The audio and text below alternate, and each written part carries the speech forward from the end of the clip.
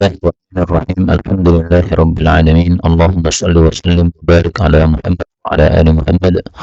Allahumma 'allimna wa 'allimna ma yanfa'una wa zidna ilma wa barik lana fi ilmina warzuqna al-ikhlas wal 'amali kamila wa ilman nafi'an la yunsa wa tawfiqan daima wa amin ya rabbal alamin. Kita lanjutkan pengajian Muslim karya Al-Mughni yang sudah tahun 656 Hijriah. Allah Ta'ala. Pada bagian akhir dari kitab itu,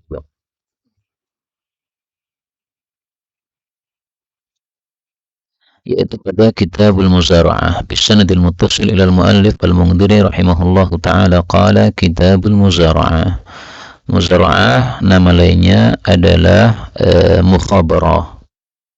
Demikian juga nanti ada nama-nama yang lain yang akan kita lewati pada hadis-hadis yang akan kita baca.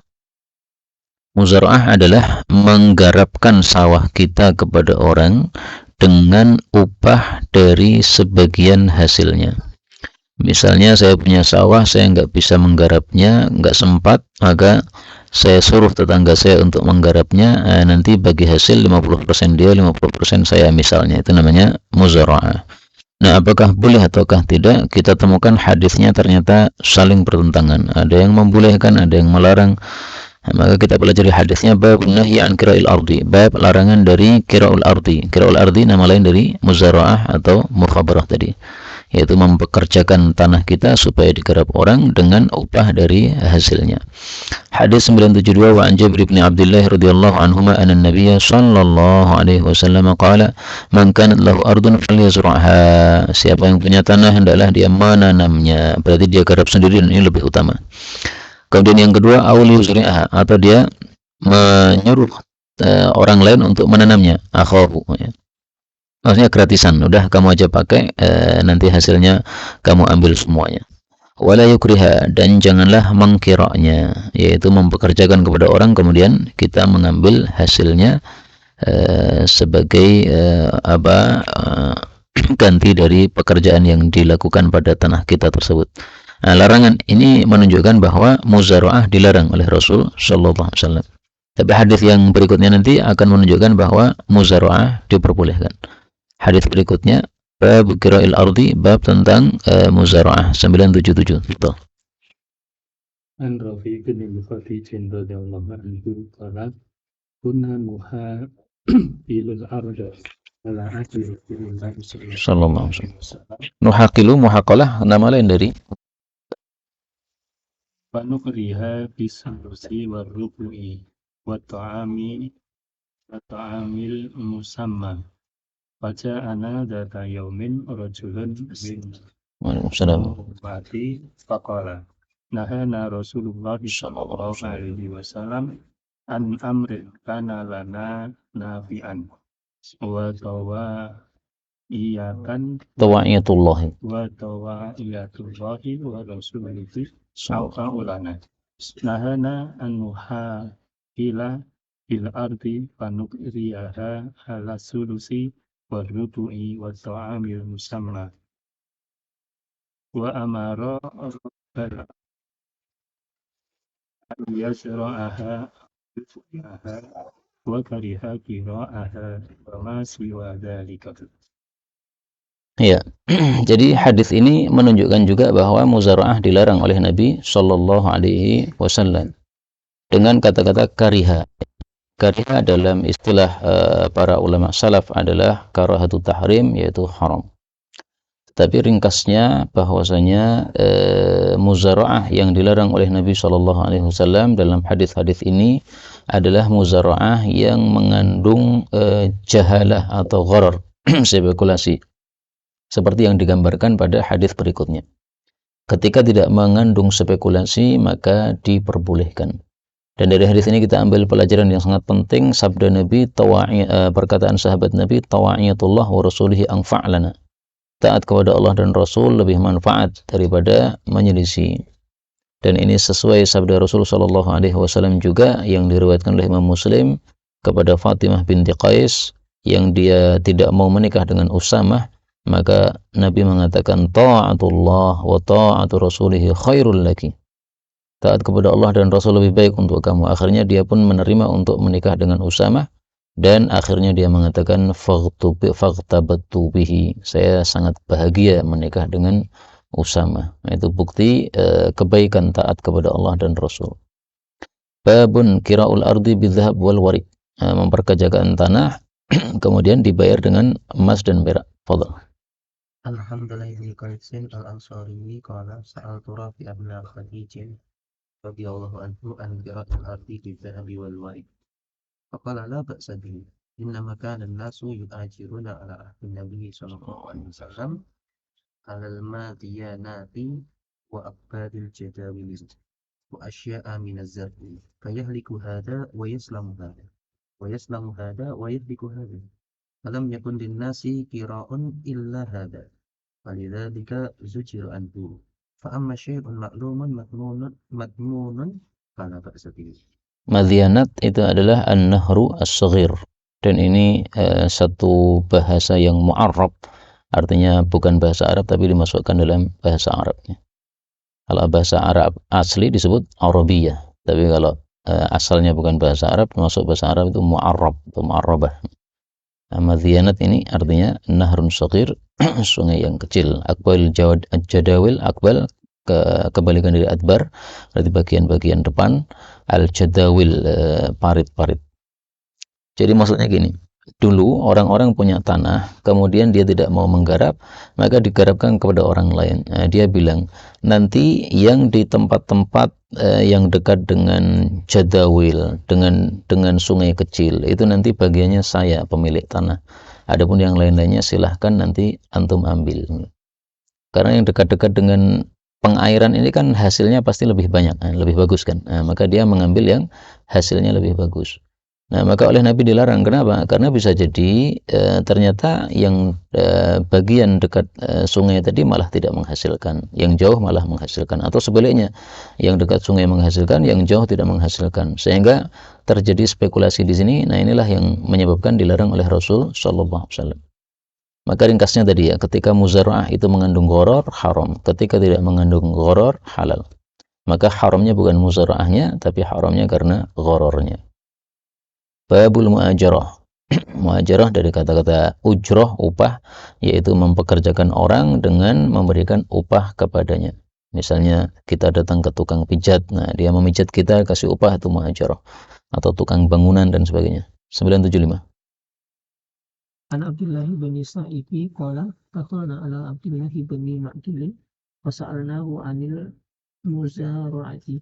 Faqala za'ama thabitun anna Rasulullah sallallahu alaihi wasallam naha 'anil muzara'ati wa amara bil mu'ajarati wa qala la ba'sa bihi. Ya, jadi muzara'ah dilarang, mu'ajarah yang boleh. Tapi seperti yang disampaikan tadi, yang dilarang hanyalah yang gharar. Babun fi manhil ardi, bab tentang menyerahkan tanah kepada orang lain. Maksudnya diserahkan secara gratisan supaya dia garap tanpa kita mengambil hasil dari garapan dia. Itu disebut sebagai manah atau manihah. 976. Antausin annahu kana yukhabiru. Yukhabir mukhabarah sama dengan muzara'ah tadi. Qala Amrun faqultu lahu ya Aba Abdurrahmani law tarakta hadhihi al-mukhabarata fa innahum yaz'umuna anna an-nabiyya sallallahu alaihi wasallam naha 'anil mukhabarati. Faqala ay amru akhbarani a'lamuhum bidzalika, yakni Ibnu Abbasin radhiyallahu anhuma. Anna Nabiyya sallallahu alaihi wasallam lam yanha anha, innama qala yamnahu ahadukum akhahu khairun lahu min ayyakhudha 'alaiha kharjan ma'luman. Kharjan ma'luman maksudnya itu dia. Jadi bagian dari hasil yang terpanen. Sehingga ringkasnya, orang kalau punya tanah paling bagus dia kerjakan sendiri. Menunjukkan bahwa dia giat, rajin bekerja nih. dan ini terpuji. Kalau tidak mau, maka dia suruh orang lain menggarapnya, tapi dia tidak mengambil kharjan ma'luman, tidak mengambil bagian sama sekali. Kalau dikasih nggak ada masalah, tapi kalau menetapkan kurang bagus. Kemudian tingkatan bawahnya lagi mempekerjakan orang tapi bagi hasil 50% 50% misalnya. Ini juga boleh meskipun kurang utama. Nah, yang terakhir yang tidak boleh adalah mempekerjakan tetapi membagi hasilnya secara gharar atau secara spekulasi, itu yang haram. Bab al-musaqat wa muamalatul ardi bi juz'in min ats-tsamari waz-zar'i. Bab musaqat yaitu mengairi wa muamalatil ardi dan menggarap tanah bi juz'in min ats-tsamari dengan upah satu bagian dari buah waz-zar'i dan tanaman. Jadi musaqah sama dengan muzara'ah. Bedanya kalau musaqah ini untuk pohon-pohon ya. Kalau muzara'ah tadi kayak sawah dan sejenisnya. 977. Ini Ibni Umar radhiyallahu anhu qala ata Rasulullah sallallahu alaihi wasallam Khaybara fi syatri ma yakhruju min tamarin aw zaki. Kana yu'ti azwajahu kulla sanatin bi atawastin. Anani nawasfan min tamrin wa ishri nawasfan min sya'irin. Satu wasak berapa sok? Situ nasoan 60 sok. Qala falamma waliya Umaru radhiyallahu anhuma qasama Khaybar khayyara azwajan Nabi sallallahu alaihi wasallam ayyuqti lahunna al-arda wal ma'a aw yatmana lahunna al-awsaqa kulla amin. Fakhtalafna faminhunna man ikhtara al-arda wal ma'a wa minhunna man ikhtara al-awsaqa kulla amin. Kanat Aisyah wa Hafsatu mimman ikhtara al-arda wal ma'a. Ya, jadi hadis ini menunjukkan bolehnya musaqat. Nah, kalau musaqat boleh, maka muzara'at juga sama boleh. Karena bedanya cuma kalau musaqat itu menggarapkan tanaman orang lain yang bersifat pohon, yang berdiri kayak pohon kurma, pohon mangga dan sebagainya. Nah, nanti upahnya adalah hasil dari panenannya. Kalau muzara'ah itu yang ladang tadi ya, sawah dan sebagainya. Maka hadis ini menguatkan bolehnya muzara'ah apabila tidak ada gharar padanya. Kemudian di sini antum perhatikan, Nabi mempersiapkan setiap panen itu setiap tahunnya 100 wasak untuk istri-istrinya. Jadi di awal tahun sudah disiapkan 100 wasak. Maka seperti ini diperbolehkan kita menyimpan duit untuk ketenangan hati, sehingga ini duit saya simpan cukup untuk nafkah selama 1 tahun. Enggak ada masalah. Seperti ini tidak termasuk melenyapkan tawakal kepada Allah Subhanahu wa taala. Tapi faktanya Nabi karena sering sedekah, akhirnya simpanannya untuk istrinya ini belum 1 tahun biasanya sudah habis. Nah, nanti antum cek sendiri ya.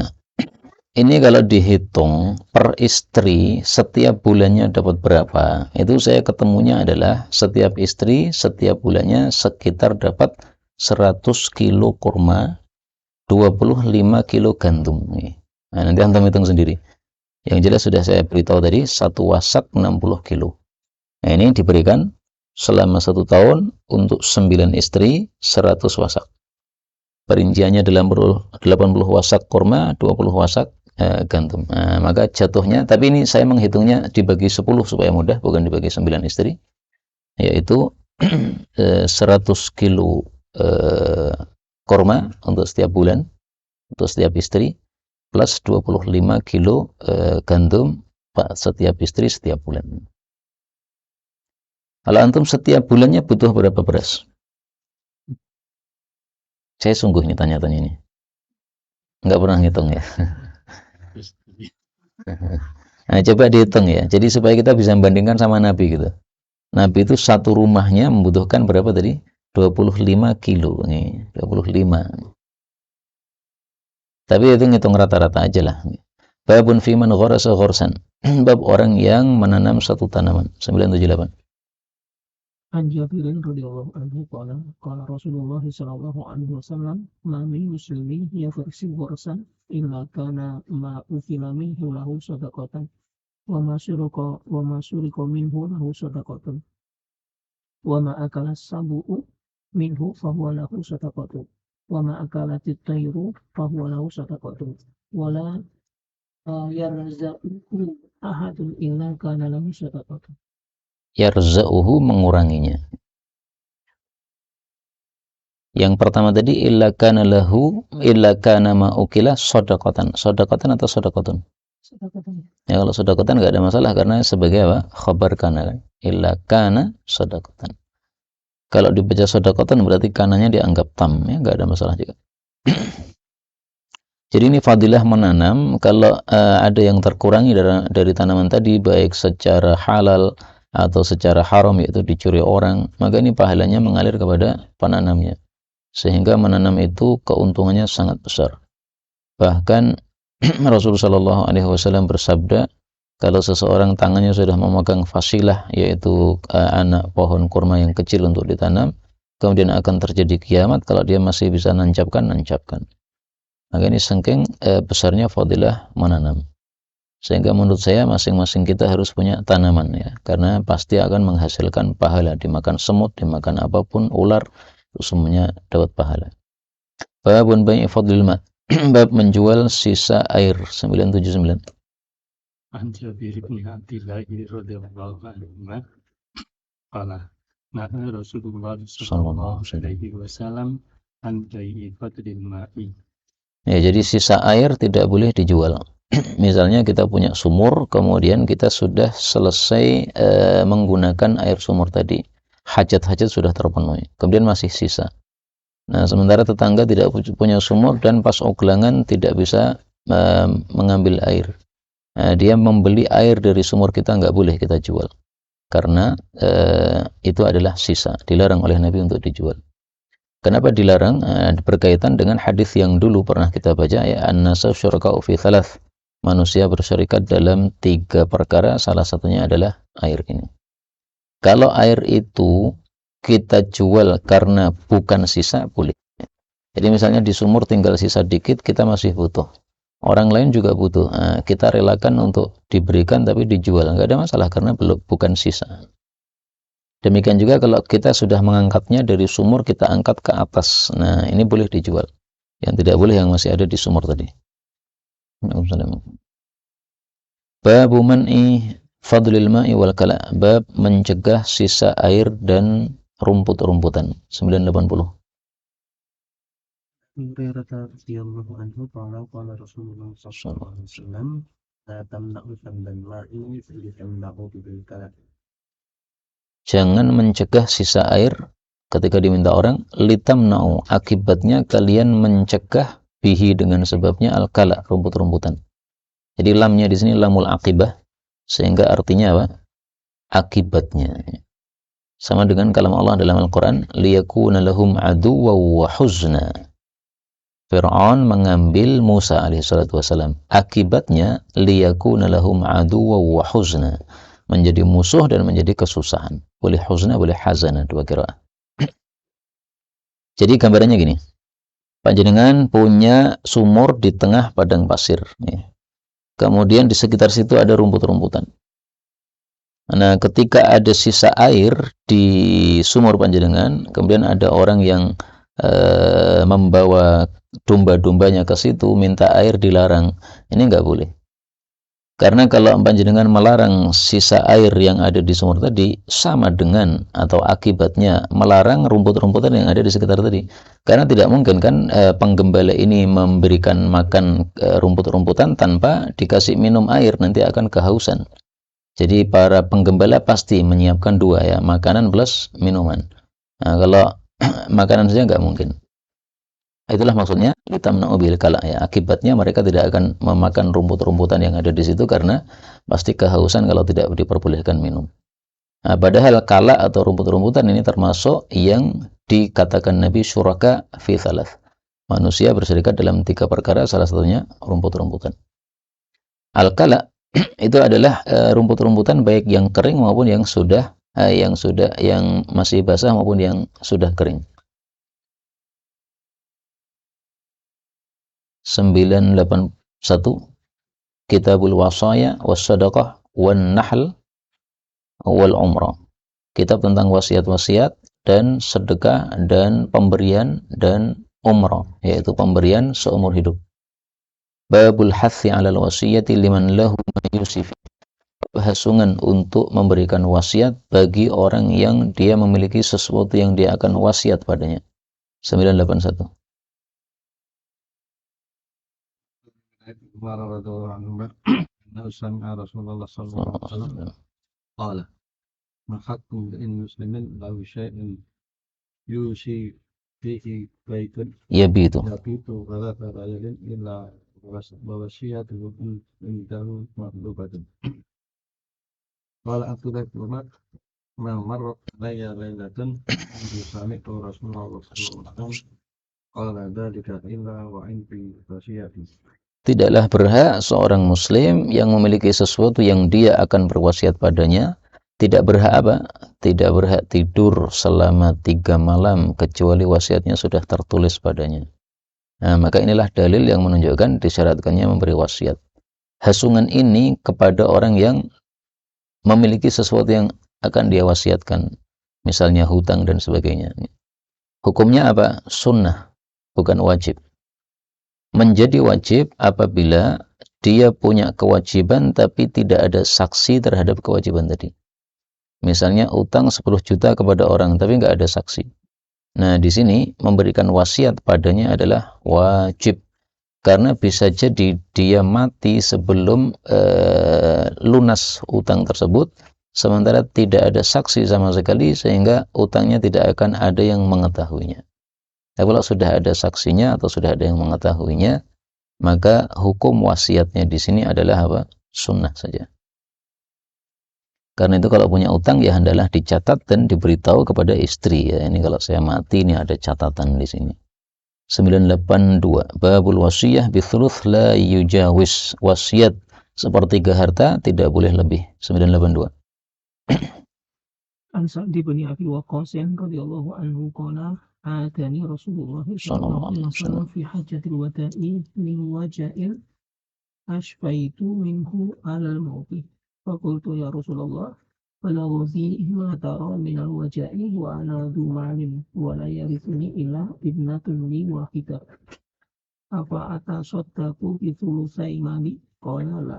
Qultu afa atasaddaqu bi syatrihi? Qala la. Athulus wa thulus kasir. Innaka antadhara warasataka aghniya'a khairun min antadharahu alatan yatakaffafuna an-nas. Yatakaffafun apa? Ya, menodongkan apa? Telapak tangan dari kata-kata kafun. Fadhal.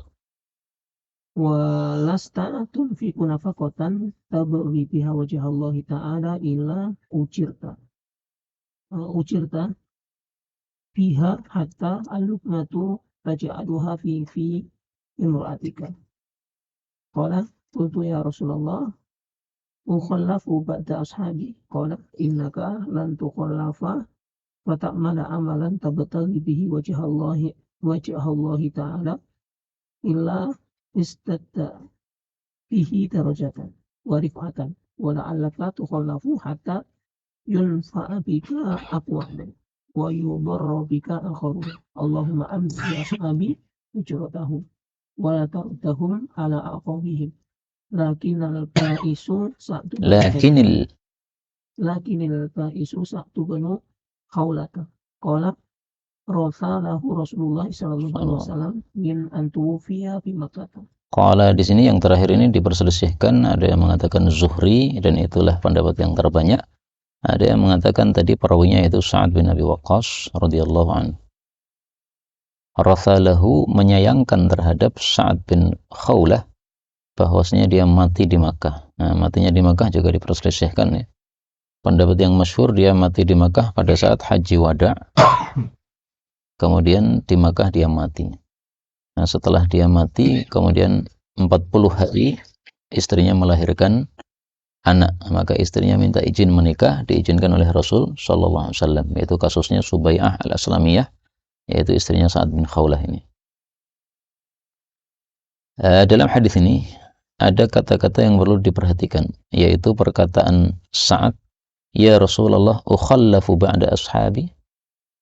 Karena di sini ada kata-kata ukhallaf 2 kali ya. wahai Rasulullah, apakah saya akan tertinggal setelah sahabat-sahabat saya? Maksudnya, apakah saya akan tertinggal di Mekah setelah sahabat-sahabat saya pulang balik ke Madinah? Jadi dia khawatir gara-gara sakitnya ini dia tidak bisa ikut pulang bersama sahabat-sahabatnya. Dan khawatirnya lagi kalau nanti tidak bisa pulang, akhirnya mati di Mekah. Karena dia sudah meninggalkan Mekah untuk hijrah ke Madinah. Nah, sesuatu yang sudah ditinggalkan karena Allah, itu jangan sampai kita kembali lagi ke sana. Nah, maka dia khawatir kalau apa?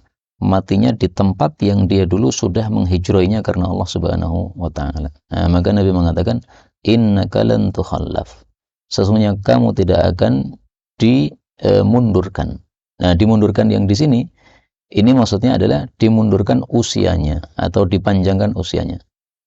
Jadi maksudnya sesungguhnya apabila engkau itu dimundurkan usianya, lalu kamu beramal soleh, mencari wajah Allah, pasti Allah akan pasti kamu akan bertambah derajatnya dan kedudukannya di hadapan Allah Subhanahu wa taala.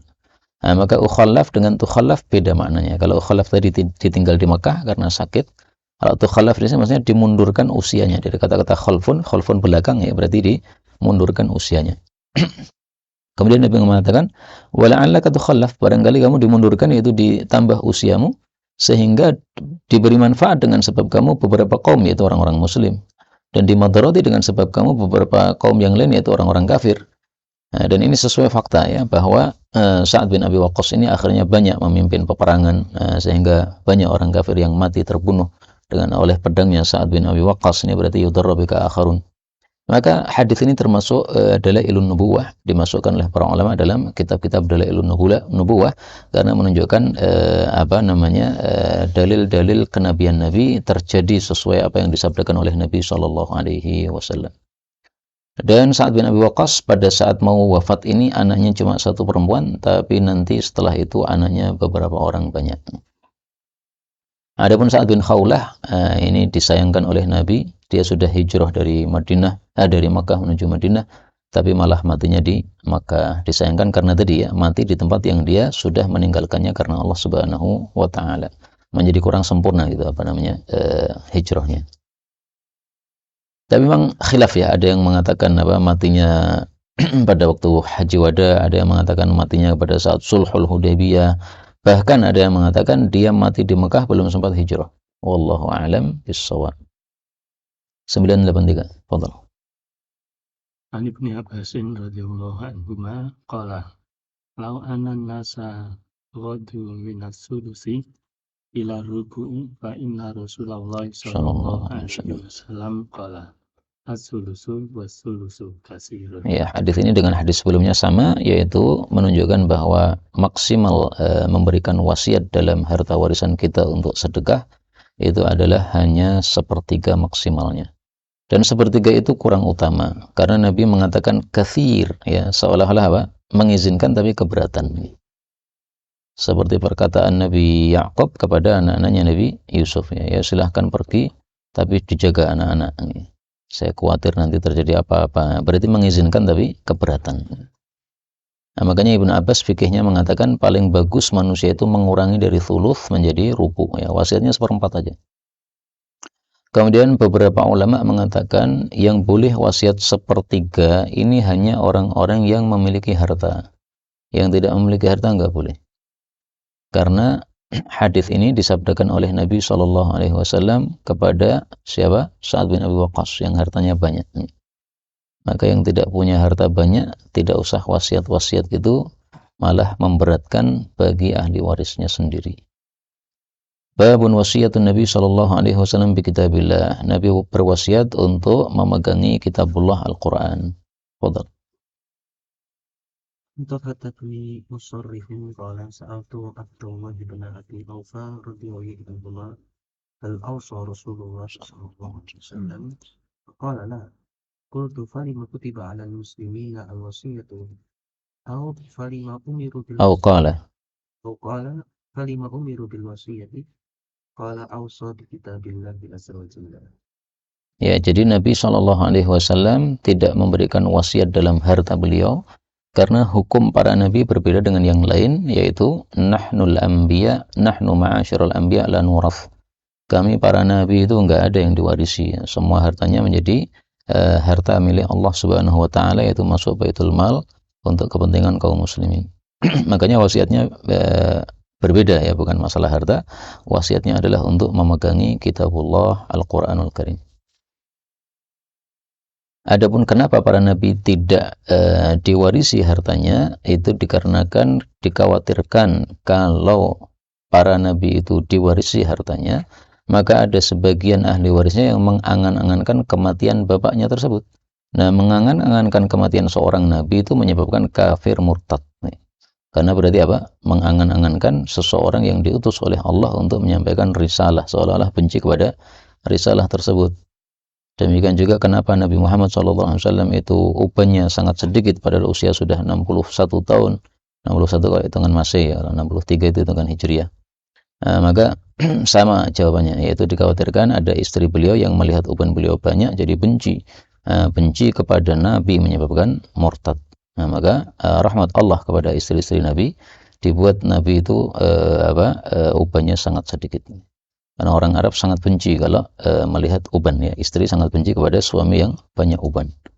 Fadal. 985. Aisyah radhiyallahu anha qalat ma taraka Rasulullah sallallahu alaihi wasallam dinaran wala dirhaman wala syatan wala bahiran wala tawsa bi syai'in. Wala awsa bi syai', tidak mewasiatkan sesuatu apapun. Ini kasusnya yaitu maksudnya khilafah, ya. Karena kan Aisyah ditanya, sebagaimana hadis setelahnya nanti, dia ditanya, ya, apakah Nabi berwasiat Ali itu adalah khalifah? Maka maksudnya la awsa bi syai', maksudnya minal khilafah. Adapun awsa bi syai' akhar siwal khilafah, ya tetap ada wasiatnya, wasiat untuk menjaga salat, wasiat untuk berbuat baik kepada budak, wasiat kitabullah. 986. Anil Aswad bin Yazid qala dzakaru inda Aisyah radhiyallahu anha anna Aliyan radhiyallahu anhu kana wasiyan. Nah, ini maksudnya wasiyan bil khilafah, ya. Diisukan bahwa Ali itu sudah diwasiati Nabi sebagai khalifah. Faqala mata awsa ilaihi faqad kuntu musnidatahu ila sadr au qala hajri wada'a bitasfi walaqad in khanafa fi hajri wa ma sya'artu annahu mata wa mata awsa ilaihi. In khanatha fi hajri, beliau melorot pada pangkuan saya, ya, karena sudah wafat akhirnya apa? Melorot. Nah, maka kata Sayyidatuna Aisyah, mata ausa ilaih, kapan ngasih wasiat kepada Nabi, ya? Kalau ngasih wasiat pastinya saya dengar wong Nabi itu wafatnya di pangkuan saya. Maka isu bahwasanya Ali sebagai khalifah Nabi itu sudah ada sejak zaman sahabat Nabi sallallahu alaihi wasallam. Nah, sumbernya dari mana itu yang saya nggak tahu, ya. Sumbernya dari mana? Nggak ngerti, ya. Apakah dari kaum muslimin ataukah dari kaum munafikin yang ingin memecah belah umat Islam? Wallahu a'lam bishawab. Bab wasiatin Nabi sallallahu alaihi wasallam, bab wasiatnya Nabi bi ikhrajil musyrikin, untuk mengusir orang-orang musyrik min jaziratil Arab, dari jazirah Arab, wa bi ijazatil wafdi, dan untuk memuliakan para tamu-tamu. Fadhal.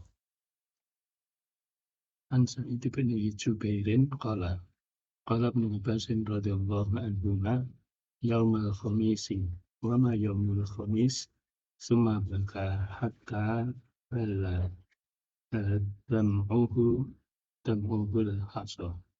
Fakuntu ila Ibn Abbas wa ma yaumul khamis qala ishtadda bi Rasulillah sallallahu alaihi wasallam waja'uhu faqala ituni aktub lakum kitaban la tudillu ba'di fatanaza'u wa ma yanbaghi 'inda nabiyyin tanazu'un wa qalu ma sya'nuhu Ahajara, apakah beliau itu mengikau?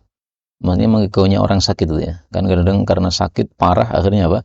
Mengatakan sesuatu yang dia sendiri tidak menyadari. Nah, maka para sahabat tanya, ini Nabi lagi ngapain sih? Apakah karena sakitnya terus terjadi mengikau itu? Fadhal. istafhimuhu qala da'uni alladhi ana fihi khairun. Ya, tinggalkan saya. Jadi Nabi suruh mereka pergi Kemudian Nabi mengatakan kondisi yang saya berada padanya lebih baik daripada kondisi kalian yang sedang berselisih itu. Yaitu kondisi saya yang sedang mempersiapkan kematian ini lebih baik dari kondisi kalian yang sedang berselisih pendapat tadi.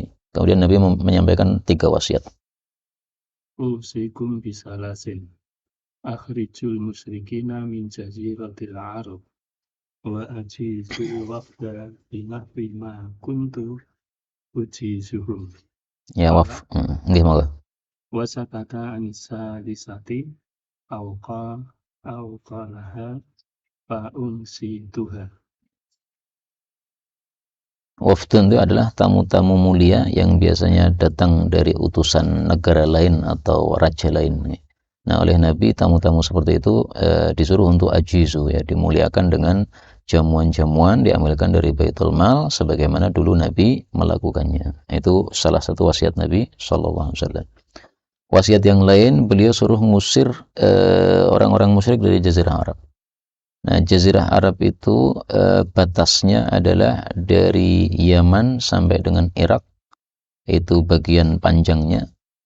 Kemudian bagian lebarnya adalah dari Jeddah sampai ke Syam. Nah, maka semua itu disebut sebagai Jazirah Arab. Maka orang-orang kafir tidak berhak tinggal di area tersebut. Adapun di masa Nabi masih ada yang tinggal, itu karena memang masih diizinkan oleh Nabi. Tapi Nabi sudah pesankan untuk diusir. Nah, sudah diusir di masa Sayyidina Umar radhiyallahu anhu.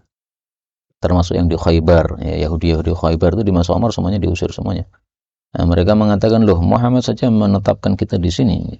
Maka Sayyidina Umar marah-marah, kemudian memanggil mereka sebagai para keturunan babi-babi dan monyet-monyet. Apakah saya lupa bahwasanya Nabi Muhammad SAW mengatakan hadis ini? Babun nahyi ay ya'uda fi sadaqah. Bab larangan kembali kepada sedekah, yaitu mengambil lagi sedekah yang sudah kita berikan kepada orang. Fadhal. An Umar bin Al-Khattab radhiyallahu anhu qala amaltu ala farasin atiqin fi sabilillah fa adaahu sahibuhu fa dhanantu annahu ba'i'u bi ruhsin. Fas'al Rasulullah sallallahu alaihi wasallam an dzalika la tabtahu wa la ta'ud fi sadaqatika innal aqida fi sadaqatihi kalbi yaqidu thumma ya'udu fi qaidihi. Farasin atiqin itu jawad yang lari kencang. Jadi kudanya yang bagus yang dikasihkan oleh Sayyidina Umar kepada sahabatnya ini. Tapi sayangnya dia malah menyia-nyiakan, gak digarap secara baik. Nah, maka Sayyidina Umar pengen untuk membelinya, tapi dilarang oleh Nabi SAW karena itu adalah sedekah dia dulu. Maka hadis ini menunjukkan haramnya mengambil kembali sedekah yang sudah kita keluarkan, meskipun mengambilnya dengan cara dibeli, tetap nggak boleh. Artinya apa? Apa yang sudah kita lepas untuk Allah itu jangan diingat-ingat lagi. Kalau ingat-ingat terus berarti sedekahnya kurang ikhlas. Karena kalau sudah dilepas karena Allah, ya harus total dilepas. Kayak tadi ya, hijrah, ya sudah, lepas total. Jangan balik lagi ke tempat yang dihijrahi tadi. Di Mekah pun Nabi mengizinkan hanya tiga hari tinggal di sana. Setelah haji harus pulang karena sudah menghijrahi Mekah waktu itu. Dan ini pendapat mayoritas ulama yang mengatakan haram menarik kembali sedekah yang sudah kita berikan. Menyelisih mereka mazhab Hanafi yang mengatakan boleh untuk menarik kembali. Karena mereka katakan bahwa anjing itu tidak mukallaf. Maka sebagaimana anjing tidak berdosa untuk memakan kembali muntahannya, berarti juga kita tidak berdosa. Nah, itu fikih mereka, tapi sungguh aneh menurut saya, wallahu alam. Karena dalam hadis yang lain Nabi mengatakan laisa lana mathalus saw, tidak pantas kita punya perumpamaan buruk. Nah, perumpamaan buruk adalah anjing ini, masa mau disamakan dengan anjing. Nah, maka fikih tersebut ya bisa diterima secara urut-urutan mikirnya, tapi aneh gitu cara mikir kok kayak begitu. 989.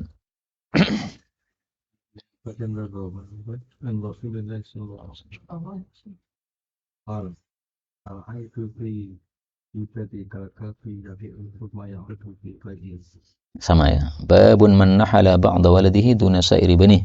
Bab orang yang memberikan kepada sebagian anak-anaknya tanpa sisa-sisa dari anaknya yang lain. 990.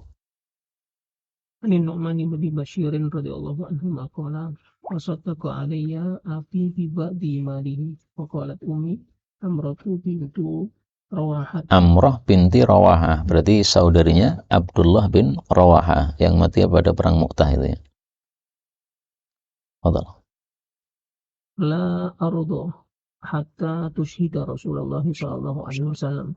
Fantalaqa abi ila Nabi sallallahu alaihi wasallam liyushhidahu ala sadaqati. Faqala lahu Rasulullah sallallahu alaihi wasallam, afa'alta hadha biwaladika kullihim? Qala la. Qala ittaqullaha wa'dilu fi auladikum. Faraja'a abi faradda tilka sadaqata. Ya, hadis ini menunjukkan bahwa adil dalam pemberian kepada anak adalah wajib. Dan ini masalah khilafiyah. Mayoritas ulama malah mengatakan sunnah tidak wajib. Tetapi pendapat yang dipilih oleh guru-guru kita adalah bahwa adil hukumnya wajib. Pertama, karena diperintahkan oleh Nabi SAW, i'dilu, dan aslul amri lil wujub. Al-aslu fil amri lil wujub. Hukum asal perintah itu wajib. Yang kedua, Nabi menyebutnya sebagai takwa. Ittaqullah wa'dilu. Berarti kalau tidak adil, tidak takwa. Berarti haram kan? Kemudian hibah seorang bapak kepada anak kan wajib adil. Nah, adilnya itu bagaimana? Apakah adilnya itu laki-laki dikasih sama dengan perempuan, ataukah disamakan dengan harta warisan, yaitu laki-laki dikasih 2 kali lipat daripada perempuan? Nah, jawabannya hadis 991. Fadhal. Ani Nu'man bin Bashirin qala intalaqa bi abi yahmiluni ila Rasulillah sallallahu alaihi wasallam faqala ya Rasulullah ishhad anni qad nafaltu Nu'mana kada wa kada min mali. Ini dalam hadis yang lain disebutkan dia dikasih budak. Kada wa kada itu maksudnya apa? Budak. Faqala akulla ghanika qad nahalta misla ma nahalta Nu'man. Qala la. Qala ashhid ala hadha ghairi. Ya. Thumma qala ayasuluka ayakunu ilaika fil birri sawa. Qala bala. Qala fala idzan. Nah, di sini antum perhatikan kata-kata misla. Apakah engkau setiap anakmu engkau berikan semisal apa yang engkau berikan kepada Nu'man? Nah, mislan itu dalam bahasa Arab yaitu semisal persis. 5 dengan 5 persis gitu. Maka muncullah pendapat mayoritas ulama bahwa hibah bapak kepada anak, kalau hibah yang besar yang mempengaruhi harta warisan, itu harus adil dengan cara laki sama perempuan dikasih sama. Kalau satunya 10 juta ya satunya juga 10 juta sama. Tapi pendapat yang dipilih oleh guru-guru kita adalah pendapat mazhab Hambali seingat saya, yaitu laki dengan perempuan disamakan dengan harta warisan, yaitu laki-laki 2 kali lipat daripada perempuan.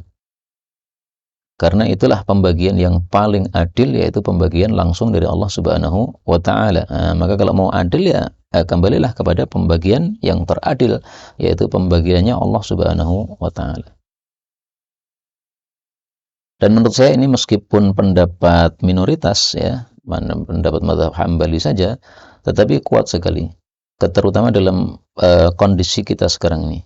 Banyak orang yang mereka hatinya tidak cocok dengan aturan Islam. Sehingga kalau mereka dibiarkan memilih pendapat mayoritas ulama tersebut, dikhawatirkan mereka memilihnya karena pengen lari dari pembagian warisan. Nggak cocok dengan pembagian warisan bahwa laki-laki 2 kali lipat, akhirnya dia menyimpang dengan cara melakukan hibah. Nah, hibahnya dalam rangka lari dari hukum Allah Subhanahu wa Ta'ala. Ini yang dikhawatirkan.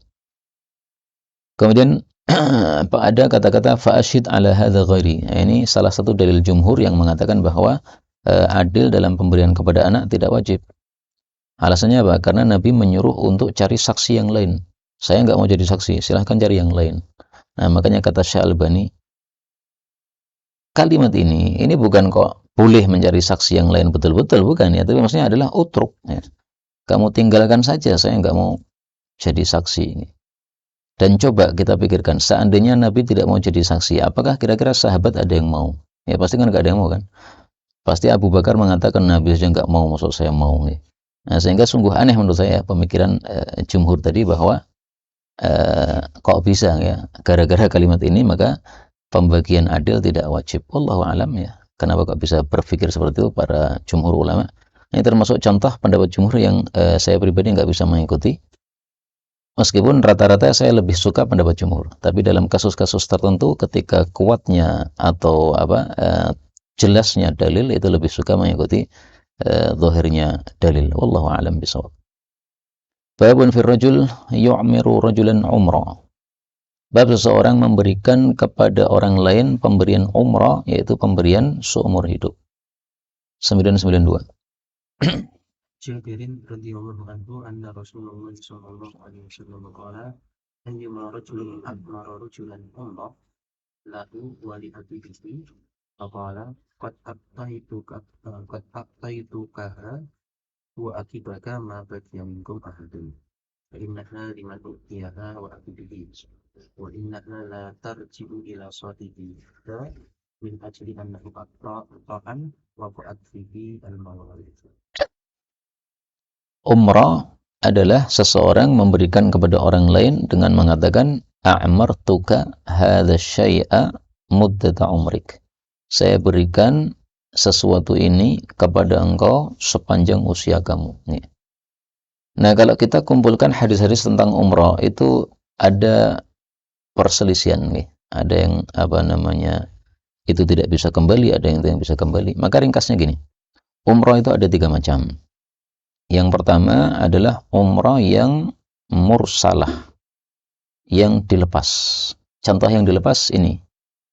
Dalam hadis ini disebutkan qad a'taitukaha wa aqibaka ma baqiya minkum ahadun. Ini sudah saya berikan untuk kamu plus keturunanmu selama masih ada 1 orang dari keturunan kalian. Jadi berlanjut terus sampai keturunan-keturunan kamu, sampai hari kiamat, sampai putusnya keturunan kamu. Berarti nggak akan kembali kepada apa? Pemiliknya. Ini namanya mursalah, sudah dilepas ya. Sudah saya lepas untuk kamu, sekeluargamu, dan seterusnya. Maka kalau umrahnya mursalah, jelas tidak bisa kembali kepada pemiliknya. Yang kedua adalah umrah yang muqayyadah, yang terikat. Yaitu dia mengatakan, saya berikan seumur hidupmu saja. Kalau kamu mati nanti balik kepada saya. Nah, sebenarnya berarti terikat, yaitu pemberiannya sampai dia mati. Kalau mati, jelas kembali kepada saya. Maka dalam umrah yang seperti ini bisa kembali barangnya. Kenapa? Karena Rasulullah mengatakan al-muslimuna ala syurutihim. Kaum muslim itu sesuai dengan persyaratan antar mereka. Nah, saya syaratkan barangnya menjadi milikmu seumur hidupmu saja. Setelah itu mati, balik ke saya, ya harus balik. Kemudian yang ketiga adalah umrah yang apa? Yang mutlaqah. Yang mutlak yaitu yang enggak dijelaskan. Muqayyadah enggak, mursalah juga enggak. Yaitu mengatakan a'martuka hadza umrah. Nah, ini kan mutlak ini.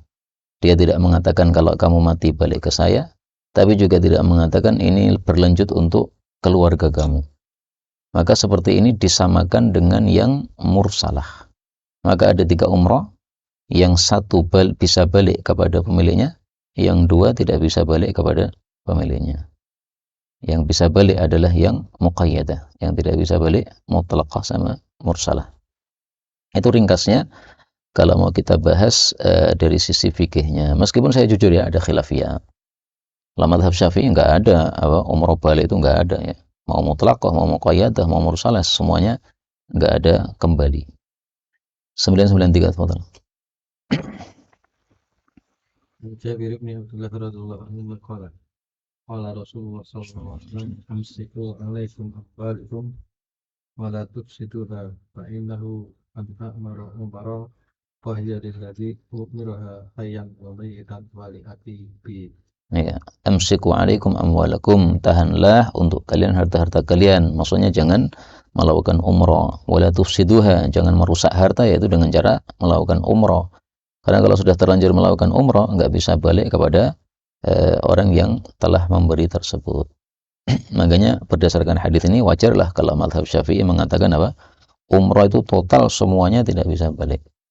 Tapi fikih yang saya pilih adalah tadi ya, fikihnya ahlul hadis, mereka membagi umrah menjadi 3 bagian karena menggabungkan atau mengkompromikan antar hadis-hadis yang banyak tentang umrah, maka ringkasnya fikihnya seperti itu. Ini sudah 50 menit kita bermajlis, biasanya 1 jam ya. Tapi karena sudah masuk kitab yang lain, yaitu Kitabul Faraid, maka insyaallah kita lanjutkan di waktu yang lain saja. Sisa waktu bisa untuk soal jawab, baik yang berkaitan dengan tema maupun secara bebas. Tapi ada pertanyaan dari saya nih, Nu'man bin Bashir. Nu'man itu sahabat Nabi yang pertama. Pertama apa? Ada yang masih ingat? Jabirnya sama apa beda? Jabirnya sama. Jabir bin Abdillah.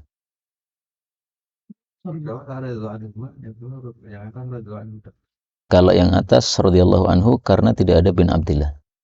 Kalau yang bawah radhiyallahu anhuma karena disebutkan bapaknya Jabir bin Abdillah. Jadi kalau dua-duanya sahabat Nabi berarti apa? Anhuma. Kalau yang di atasnya di bawah itu enggak boleh. Gimana? Dibaca dalam itu enggak boleh. Yang Atas. Jabir nggak nyambung karena 1 orang. Jabir berarti 1 orang kan? Nah, berarti hu. Tapi kalau misalnya Ibnu Abbas, maka radhiyallahu anhu. Iya, tapi kan nggak disebutkan. Jadi dhamir itu harus kembali kepada mazkur. Nah, di sini mazkurnya cuma Jabir saja. Baik, kembali ke pertanyaan saya tadi ya. Nu'man bin Bashir itu sahabat Nabi yang pertama. Pertama apa? Masih ingat nggak? Nah, setelah hijrahnya Rasul yang pertama apa? Yang pertama lahir dari kalangan Ansar adalah Nu'man bin Bashir. Adapun dari kalangan Muhajirin, Abdullah bin Zubair radhiyallahu anhu. Ini mengingat-ingat saja penjelasan yang sudah lewat. Ada pembahasan lagi, silakan.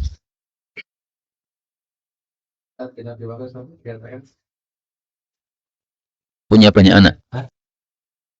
Dia kan ada Ahli apa? 5 ya.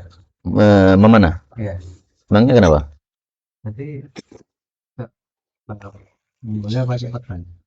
Apanya? Nah, pakai petang banyaknya dia kan ada Apanya? kayak perang kan membunuh kan pakai perang ini kan biasanya dia selalu membawa panah. Apakah ahli panah itu tidak membawa pedang? Tapi kebanyakan di Iran itu yang terburuk itu memang yang kena panah. Banyak yang kena panah. Saya kira nggak bertentangan ya. Kalau yang wasiatnya Rasul yang ketiga itu ada di riwayat lain nggak sih? Apa tuh? Oh, yang nasitu salisa. Nggak tahu saya. Mungkin juga yang itu. As-salah, as-salah, fama malakat aimanukum.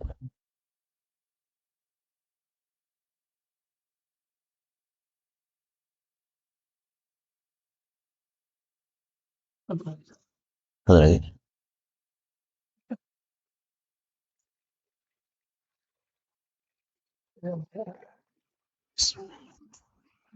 Jadi batasnya Jazirah Arab yang berat sama gunung.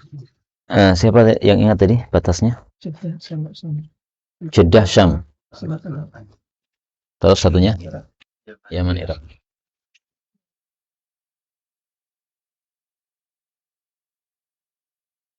Kalau saya ingatnya dengan kata-kata Jaish. Jaish, Jeddah, Syam, Jaish. Antum terserah pakai kode apa. Saya kodenya Jaish.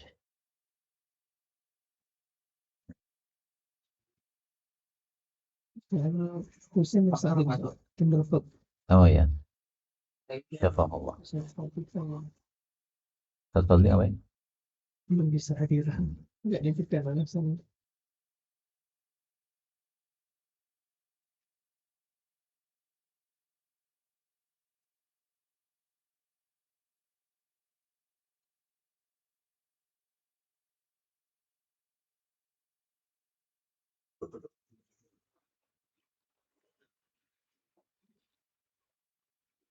Ayo Pak Musab, sini Pak Musab.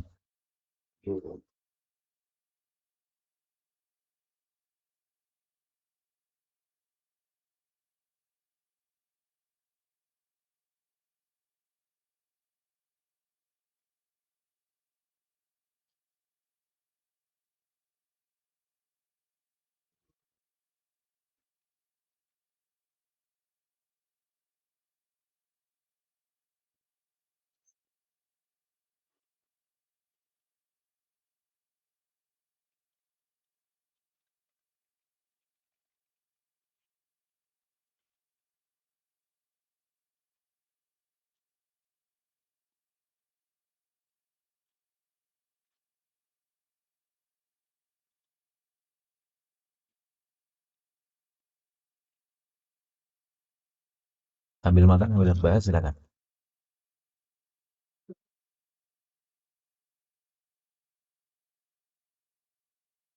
Ada nggak yang sudah mengumpulkan istri-istri sahabat Nabi? Kayak tadi ya, Amrah bintu Rawahah, istrinya Bashir, bapaknya Nu'man. Terus Subayyah al-Aslamiyah, istrinya Sa'ad bin Khawlat. Terus Fatimah binti Qais, istrinya Usama. Nah itu kalau dikumpulkan cakep ya. Zaujatu ashabin Nabi SAW.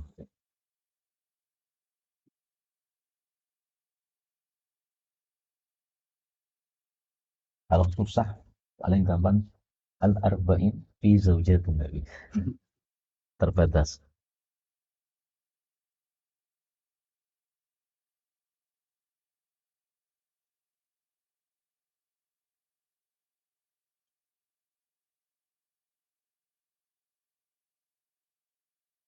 Ada yang kan solusi bagi yang mau nulis pintar kata yang nulis.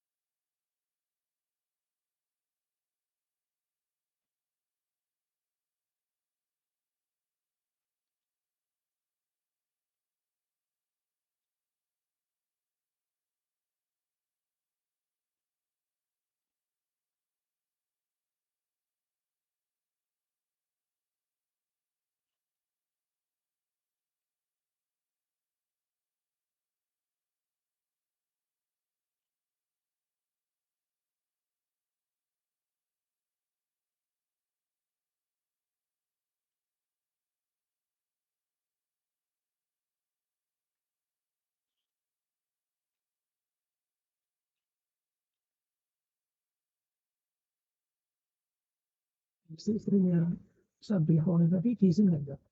Nikah. Iya. Pintar. Makanya Imam Zuhri kan berpendapat nikah nifas boleh, yang penting enggak jima gitu kan.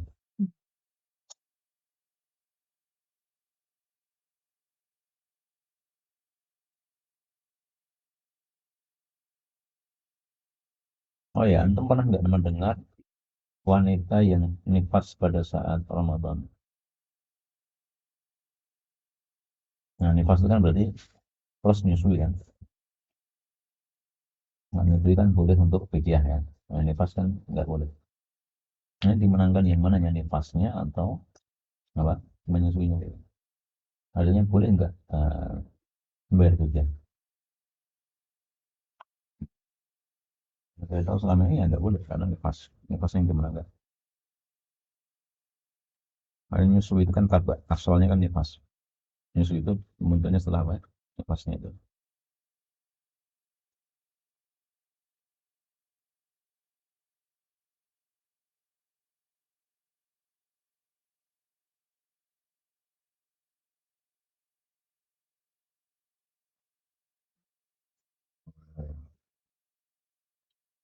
Baru ini ada seorang ibu-ibu itu konsultasi ke saya sambil nangis-nangis karena itu merasa beban utang Ramadan numpuk terus gitu. Nah, kok numpuk terus gimana? Ya namanya Ramadan kan mesti haid 2 hari. Kemarin udah utang 25 sampai.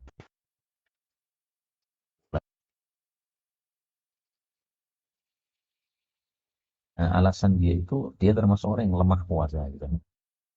Jadi bayar utang itu semacam apa istilahnya? Susahnya bukan main, kayak mustahil gitu. Nah, kalau Ramadan bisa, kenapa ya? Kekuatan Ramadan kan memang beda kan. Apa semangat kita ibadah itu jadi lebih mantap, lebih kuat.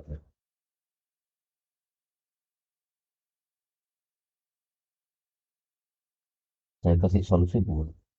Yang pertama, pengalaman sebagai akhwat. Sahur itu harus makan sari kurma. tanpa makan sari kurma dia kelengar tengah-tengah Ramadan. Tapi dengan makan sari kurma kekuatannya masih lumayan. Terus yang kedua, pas hari puasa itu ketika nyaur itu perbanyakkan istighfar. Nah istighfar kan yazidkum quwwatan ila quwwah.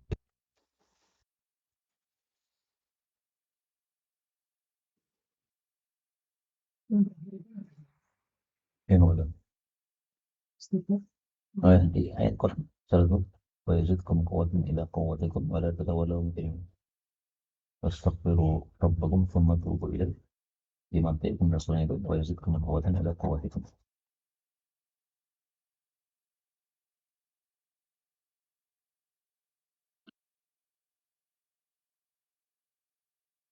Tapi saya pernah itu mau pingsan itu saya istighfarnya tetap pingsan ya. Ya mungkin maksudnya itu nggak bisa langsung celeng gitu ya. Belum makan kepanasan ngos-ngosan. Nah, terus melihat kunang-kunang dan banyak banget buahnya pingsan nih. Saya istighfar. Oh tambah kunangnya tambah akeh. Akhirnya saya mundur cari naungan. Tapi pas mundur itu udah ngeblek dipegang orang. Dipegang orang, terus dipinggirkan di bawah pohon, terus ditarik kakinya. Begitu ditarik langsung, ya langsung jelek. Terus saya tanya, loh kok, anu pak, cepat pak, iya saatnya ini kan otaknya ini perlu ini darah. Nah, jadi kakinya dinaikkannya udah langsung darah wur. Jadi ya bisa dikatakan belum jadi pingsan, tapi udah ngeblek tadi itu. Itu pas anu acara menggali kubur ada jenazah. Paginya saya nggak sarapan, pas itu panasnya mentah-mentah. Galinya sebelum zuhur. Nah karena orang-orang kok minggir kabeh gitu ya. Jadi yang gali itu dikit gitu. Wah aku sama yang gali. Nah ternyata orang-orang minggir itu saking panasnya itu.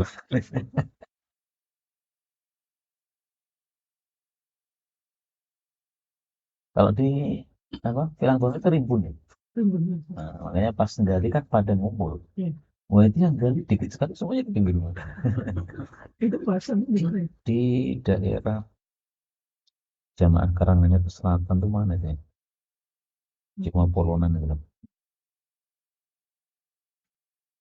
Jadi kuburannya itu memang gak ada tanaman. Tanamannya semuanya di pinggir. Bukan Muslim Murakarta aja. Bukan.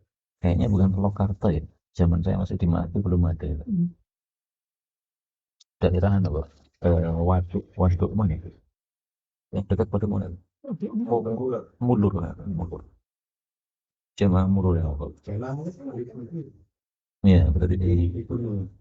Di gunung. di Mulur juga. Ya, gunung. Tahu. Iya, tahu. Daerah nanti bisa sih. Bawahnya ada apa?